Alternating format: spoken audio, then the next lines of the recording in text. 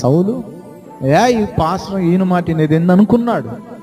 దావీదు అలా అనుకోవాలా, నేను రాజు అయితేనేమి సేవకుడు వచ్చి చెప్పాడు కదా అని డ్రెస్ అన్ని పక్కన పెట్టి, అధికారం పక్కన పెట్టి, బూడిద పూసుకొని కన్నీరు కార్చి ప్రార్థన చేయటం ప్రారంభించాడు. ఆ టైంలో రచించబడిన కీర్తనే 51వ కీర్తన. హల్లెలూయా. దావీదు ఆశీర్వదించబడ్డాడు. తన మీద ఉగ్రతను పక్కన పెట్టేసేసాడు, ఇంకొక ఛాన్స్ తీసుకున్నాడు.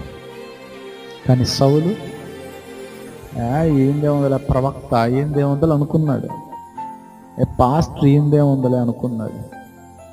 ఏదో నేను సందా ఇస్తే తీసుకెళ్ళాను, నేను కానుకిస్తే బతికాయన, ఏందేముందలే అనుకున్నాడు, అంతే. అది నీ దృష్టి, కానీ దేవుని దృష్టి వేరు కదా.